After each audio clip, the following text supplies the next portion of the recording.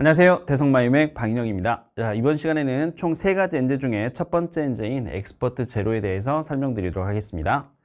자, 일단 이 엑스퍼트 제로를 보기 전에 여러분은 반드시 기출 과정인 프로블럼 솔빙을 2회독 이상 하라고 했었죠. 자, 여러분이 기출을 첫 번째 볼 때는 기출 자신을 테스트하는 게 아니고 풀이법을 배우라고 했었고, 두 번째 풀 때부터는 여러분이 스스로 그 풀이법을 적용해야 된다고 얘기했을 겁니다. 자, 그런데 기출을 여러 번 풀다 보면 내가 정말 알고 푸는 건지 아니면 외워져서 풀리고 있는 건지 헷갈릴 때가 있을 겁니다. 자, 그때 여러분이 이제 엑스퍼트 제로에 넘어올 시기가 된 거죠. 자, 그래서 엑스퍼트 제로는 이제 어떤 컨셉으로 구성이 되어 있느냐, 기출을 충분히 공부한 친구들을 위해서 수능의 본질은 유지하고 새로운 도전의 느낌을 제공하는 게 엑스퍼트 제로의 컨셉이라고 보시면 됩니다.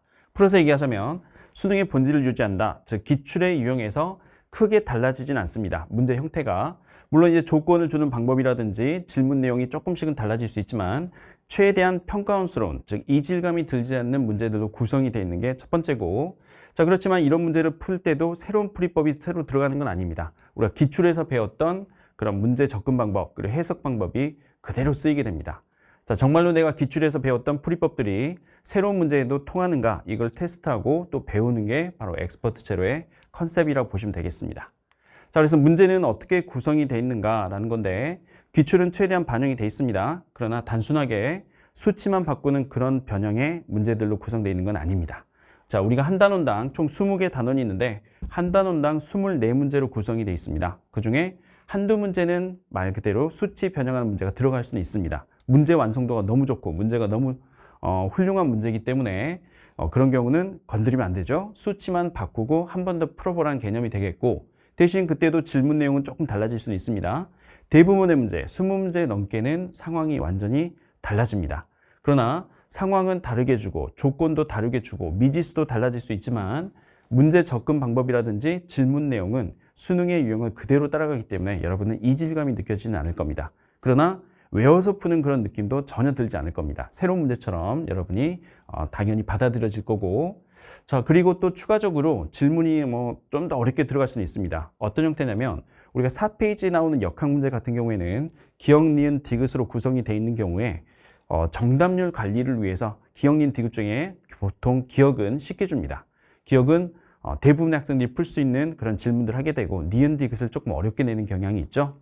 자, 그러나 우리는 엔제에서조차도 정답률을 관리할 필요는 없습니다.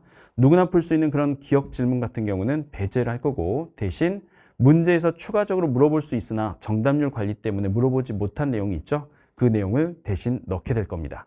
자, 그렇기 때문에 기출하고 비슷한 느낌을 받지만 너무 쉬운 질문은 조금 배제되어 있다. 그래서 난이도가 조금 더 어렵게 느껴질 수 있다. 모든 문제가 그렇진 않고 일부 문제들이 그렇다는 얘기입니다. 자, 그런 식으로 문제가 구성이 되어 있습니다. 그래서 기출의 느낌을 충분히 주고, 즉 평가원스러운 문제들로 구성이 되어 있고, 풀이법들, 기출에서 배웠던 풀이법들을 여러분이 충분히 연습할 수 있게 구성되어 있는 게 엑스퍼트 제로다라고 보시면 됩니다. 자, 이렇게 얘기하는 것보다 직접 문제를 보면서 비교하는 게 좋겠죠? 자, 그래서 평가원 문항과 엑스퍼트 제로에서는 또 어떻게 변형이 되어 있는지 한번 예를 보면서 더 말씀을 드리도록 하겠습니다. 자, 평가원 역학 문제에 어떻게 변형됐는지 한번 보겠습니다. 자, 운동량 보조 문제죠? 초기 조건을 보시면 세 물체의 사이거리 그리고 운동량 크기가 나와 있습니다. 그러나 이거를 변형한 문제들을 보면 여기서는 운동량 크기와 사이거리를 거의 유사하게 줬죠. 여기서는 전혀 그런 변수가 없습니다. 대신 다른 조건들이 말로 설명이 되어 있는 거죠. 자, 그리고 이런 문제를 푸는 데 있어서 핵심 풀이법은 이거였죠. 사이거리가 2개가 나왔지만 나머지 하나도 그리면 더 쉽게 풀릴 것이다 라는 풀이법을 얘기했었습니다. 자, 예시를 든 겁니다. 자, 그래서 초기 조건은 다르게 줬지만 여러분들이 그 풀이법을 여기에 그대로 적용한다면 조건은 다르지만 문제가 똑같이 그대로 풀려나간다는 것을 여러분이 알 수가 있게 됩니다. 자, 이런 식으로 조건은 다르게 줬지만 풀이법은 공유하고 질문 내용도 비슷한 내용들로 구성이 되어 있습니다. 자, 이런 식으로 여러분이 문제가 변형이 되어 있구나, 단순한 수치 바꾸는 그런 문제가 아니라는 거죠. 자, 그래서 풀이법을 공유한다라는 게 핵심 내용이 되겠고, 조건은 당연히 달라집니다. 자, 이런 식으로 역학 문제가 변형이 됐고, 자, 자기장 문제도 한번 보겠습니다. 자, 이것도 최근 기출 문제가 되겠죠? 직선 도선 2개, 전류 크기와 방향이 나와 있지만 여기는 크기만 나와 있습니다. 그리고 원형 도선 하나가 있고, 자, 원형 도선의 위치를 바꿔가면서 세 점에서의 자기장 방향과 크기가 나와 있습니다. 자, 이게 우리가 기출 문제였는데 이걸 변형한 문제들을 보시면 여기서는 원형도선이 아니라 직선도선 3개만 나옵니다. 자, 그리고 전류 방향과 크기를 줬다는 것은 똑같은데 자료를 보면 여기선 자기장의 세기만 나옵니다. 자기장의 크기는 방향은 안 나오고 세기만 제시가 됐기 때문에 문제풀이법은 거의 공유하지만 난이도는 조금 더 올라간 문제가 되겠죠. 자, 이런 식으로 문제가 변형이 될 수도 있고 아니면 여기도 직선도선 2개, 원형도선 하나입니다. 자, 그런데 전류 크기는 안 나오고 방향만 하나 알려주고 여기서 마찬가지로 자기장 방향은 없고 세기만 나와 있습니다. 자, 그래서 여기서는 대칭성을 이용해서 어떻게 문제를 풀 수 있는가 이런 풀이법들을 또 얘기하게 되는 거죠. 자, 이런 식으로 자기장 문제도 이런 식으로 변형이 됩니다. 그래서 여러분은 기출에서 배웠던 풀이법들이 그대로 적용이 된다는 건 알 수 있지만 기본적으로 문제를 보면 전혀 다른 문제처럼 보인다는 거죠. 조건을 다르게 줬기 때문에 난이도도 조금 올라가고 자, 이런 식으로 엑스퍼트 제로 문제들이 구성되어 있다 보시면 됩니다. 자, 그렇게 해서 엑스퍼트 제로는 총 펀더멘탈 그리고 프로블럼 솔빙에서 했던 것처럼 문제 하나당 테마 하나 해서 총 20개 단원으로 각 단원에 24문제가 들어가 있습니다. 자, 모의고사로 보면 24회분 모의고사하고 동일한 480문제로 구성이 되어 있고 보통 여러분이 기출은 여러 번 복습을 해야 되지만 엔제까지 여러 번 복습하는 친구들은 많이 없습니다. 자, 그렇기 때문에 최소한으로 이 정도는 복습해라. 이거는 좋은 문제이기 때문에 최소한 이 정도는 복습해야 된다는 것을 좋은 문제들을 묶어가지고 모의고사를 다시 만들었습니다. 총 100문제죠, 그러면.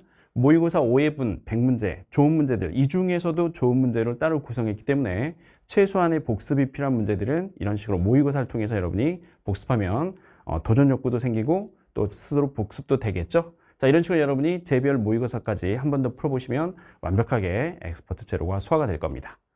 자, 그렇게 해서 앞에서도 얘기했지만 이 엑스퍼트 제로는 누가 들어야 되는가? 당연히 개념 강좌는 수강해야 됩니다. 이 개념 강좌는 펀더멘털은 단순하게 개념 강좌가 아니라 기출이나 엔제 또 모의고사에서 사용될 문제 풀이법까지도 같이 강의하는 내용이 있죠. 자, 그래서 펀더멘털 안 되는 친구들은 꼭 수강하시고 그 다음에 프로블럼 솔빙 기출 강좌죠. 기출 강좌는 엄밀하게 얘기하면 모든 엔제 그리고 모든 모의고사보다도 더 중요한 문제들입니다. 수능하고 가장 유사한 문제들이라고 보시면 되는 거죠. 기출은 최소 2회 이상 봐야 됩니다. 첫 번째는 풀이법을 배우고 두 번째는 자신을 테스트하라고 했었죠. 자, 이런 친구들이 이제 엑스퍼트 제로로 넘어오시면 되겠고 자, 그리고 이 강의는 당연히 전문항 해설입니다. 480문제 전문항 해설이고 총 40강으로 구성이 되어 있습니다. 아마도 여러분이 이 OT를 볼 때쯤이면 다 완강이 되어 있을 겁니다. 완강된 채로 거의 오픈이 될 거고 그래서 40강에 걸쳐서 총 480문제 완벽하게 복습하시고 모의고사는 따로 해설은 없습니다. 앞에 했던 문제들을 그대로 반복하는 거기 때문에 해설지만 여러분이 보시면 될 것 같고 자, 그렇게 해서 엑스퍼트 제로 여러분이 많이 보시고 그다음에 좋은 문제들 여러 번 복습을 통해 가지고 풀이법을 완벽하게 이해하고 넘어가시 바랍니다.